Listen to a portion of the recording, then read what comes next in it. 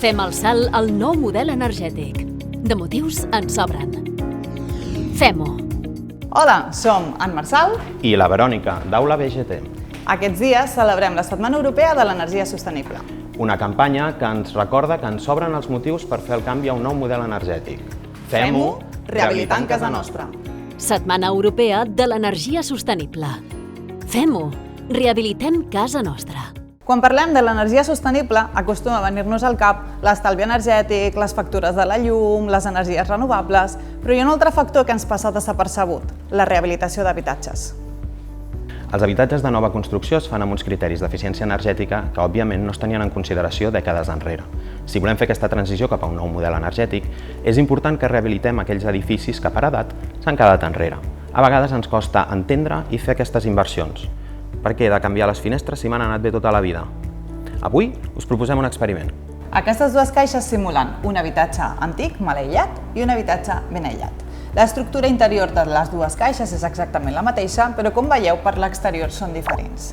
Aquesta caixa més petita, en direm la caixa número 1, està feta de fusta i, com veieu, porta instal·lat un vidre tradicional.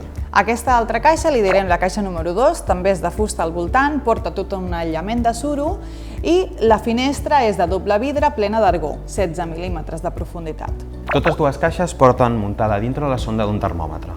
En aquestes pantalletes podrem veure la seva lectura. A dins també hi ha una bombeta de 100 watts que farem servir per simular la calefacció de casa nostra. Les bombetes són incandescents i, com sabreu, escalfen més que il·luminen. El primer que farem és comprovar les lectures dels termòmetres de les dues caixes. La caixa 1 està a 25,9 graus. La caixa 2 està a 23,8 graus. Ara encendrem les calefaccions. I posem en marxa el cronòmetre. Ja han passat els 10 minuts. La caixa número 1 s'ha escalfat fins a 40,6 graus. Això vol dir que ha pujat 14,7 graus. Apaguem la calefacció. I la caixa número 2 ha pujat fins a 39 graus. Això vol dir que ha pujat 15,2 graus. Apaguem. Han passat 10 minuts més.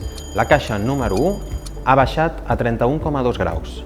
Això vol dir que en 10 minuts ha perdut 9,4 graus de temperatura. I la caixa número 2 ha baixat a 38,3 graus. Això vol dir que només ha perdut 0,7 graus. Com veieu, hi ha una gran diferència. Com podem veure, les dues caixes han utilitzat la mateixa energia per escalfar-se, tot i que la caixa número 2 s'ha escalfat una mica més, però el que és més interessant és que un cop passat els 10 minuts des que hem apagat la calefacció, la caixa número 2 ha mantingut la temperatura, però la caixa número 1 s'ha refredat molt ràpidament. Pensem en casa nostra. Si s'assembla més a la caixa número 1, la nostra calefacció haurà de funcionar més temps per compensar les pèrdues de calor de l'habitatge. Si casa nostra s'assembla més a la caixa número 2, la calefacció haurà de treballar molt menys temps per mantenir la temperatura. Què vol dir tot això? Que aquesta rehabilitació ens pot permetre sumar en el canvi del model energètic. Malgrat la inversió inicial que pot suposar, ens pot ajudar també a reduir la despesa energètica del nostre domicili. Si vols fer un salt al nou model energètic, Pots fer-ho aïllant bé casa teva. Sobren els motius. Fem-ho!